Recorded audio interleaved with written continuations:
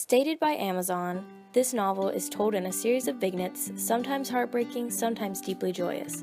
It is the story of a young Latina woman growing up in Chicago, inventing for herself who and what she will become. The House on Mango Street. The House on Mango Street was written by author Sandra Cisneros.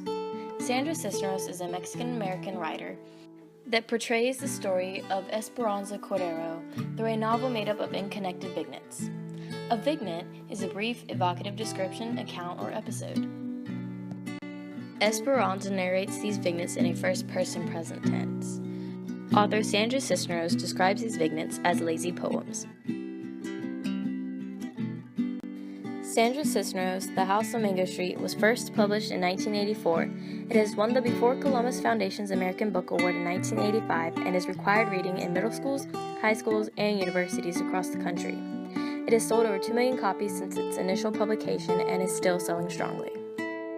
Cisneros is often confused by readers as being the protagonist Esperanza Cordero.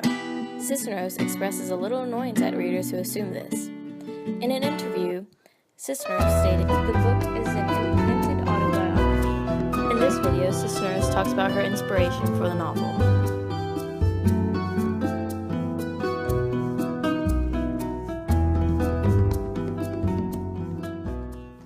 I began The House on Mango Street over one weekend when I was in graduate school. It's very clear to me that when that was, it was my second semester in graduate school at the University of Iowa in Iowa City. So I was 22 years old, and I had been having a very difficult time in graduate program in poetry. I was not in the fiction workshop, I was in the poetry workshop. And I had a weekend when I really had a breakthrough after a seminar in which we were talking about House of Memory and the imagination. And it occurred to me in that seminar that we had never, in all my years of my education, ever talked about my house. I had seen other houses in literature and in media and in magazines, but I'd never seen my house. And when my culture was portrayed, it was always portrayed in a way that Esperanza Cordero, a little girl who moves with her family to a house on Mango Street. It's a small, crumbling red house in a poor urban neighborhood. Not at all what Esperanza had been hoping for when her parents promised to move the family to a house. Esperanza, who's often followed by her younger sister Nini, meets the other residents of Mango Street and describes their often difficult lives in a series of vignettes. Most of the neighborhood's residents are Hispanic, including Esperanza. Her father is a Mexican immigrant and her mother is a Latina. In the beginning of the novel, she introduces us to a collection of characters and explores their cultural backgrounds and how they are affected by poverty, exile, and the restrictions of prescribed gender roles. From my perspective, the story is based around how women are manipulated by the men in the story. Windows are often used as a symbolization of being trapped by their husbands.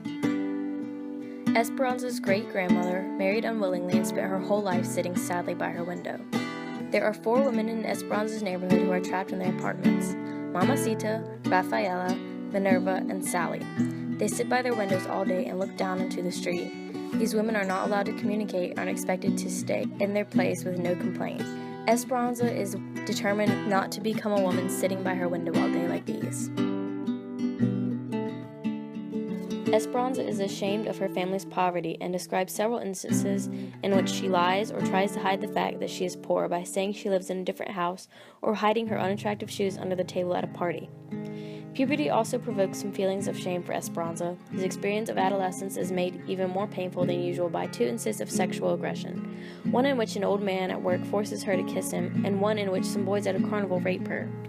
Some of Esperanza's friends also suffer significant hardship. Alicia, whose mother is dead, is forced by her father to rise early every morning to make tortillas for her family. Sally, a beautiful girl at school, endures regular beatings by her father. Minerva, a teenage mother of 2, is constantly being abandoned or beaten by her husband. Esperanza's mother encourages her not to let men hold her back and not to lay her on the threshold waiting for the ball and chain of marriage. Witnessing the fate of her female schoolmates who marry young to escape the abuse of their fathers, only to suffer at the hands of their new husbands, Esperanza resolves to leave Mango Street with her books and her papers.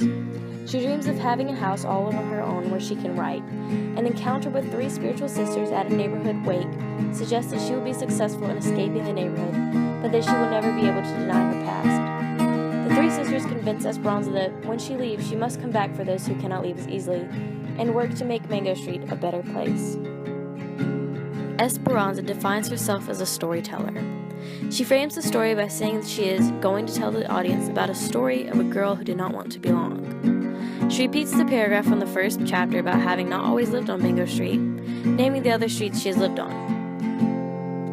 We didn't always live on Mango Street. Before that we lived on Loomis on the 3rd floor, and before that we lived on Keeler. Before Keeler it was Paulina, and before that I can't remember, but what I remember most is moving a lot. Each time it seemed like there'd be one more of us.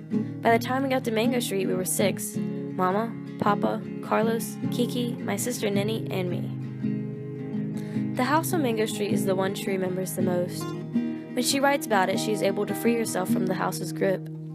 She knows that one day she will pack her books and writing materials and leave Mango Street, but she will only have left to come back for the others who cannot get out on their own. There are many symbols in the house on Mango Street, but 2 of the ones that stuck out the most to me were shoes and trees. Shoes in the house on Mango Street frequently evoke images of sex and adult femininity. For Esperanza, they illustrate the conflict she feels between her emerging sexual attractiveness and her desire for independence.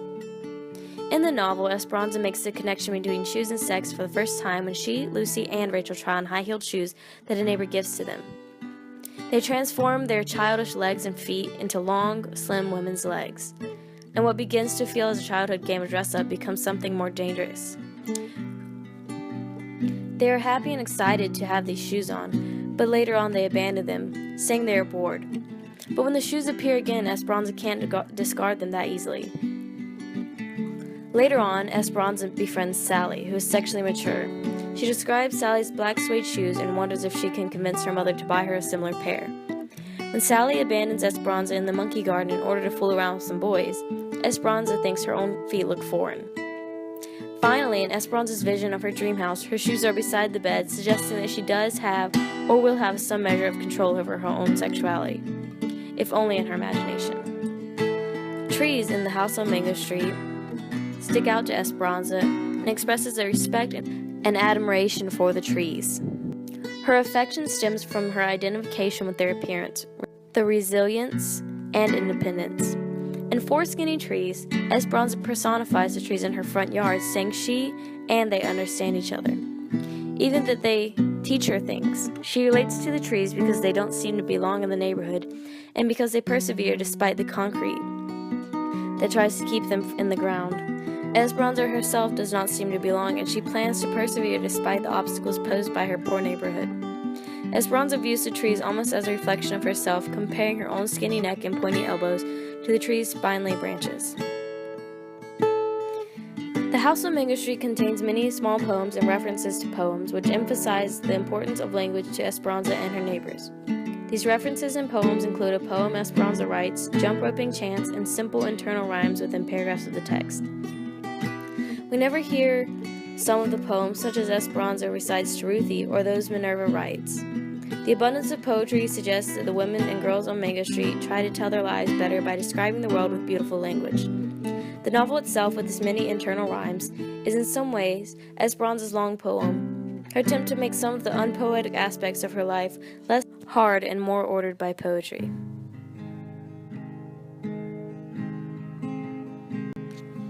The struggle for self-definition is a common theme in a coming-of-age novel, or Bill Dung's Roman, and in The House on Mango Street.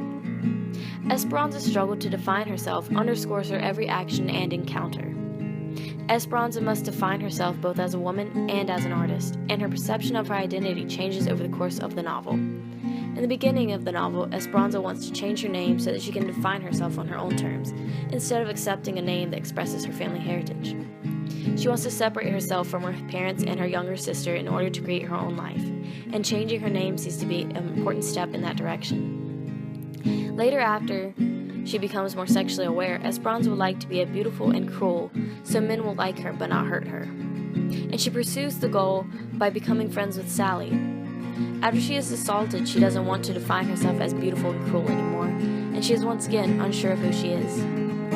Eventually, Esperanza decides she does not want to set herself apart from the others in the neighborhood, or her family heritage by changing her name, and she stops forcing herself to develop sexually, which she isn't ready for.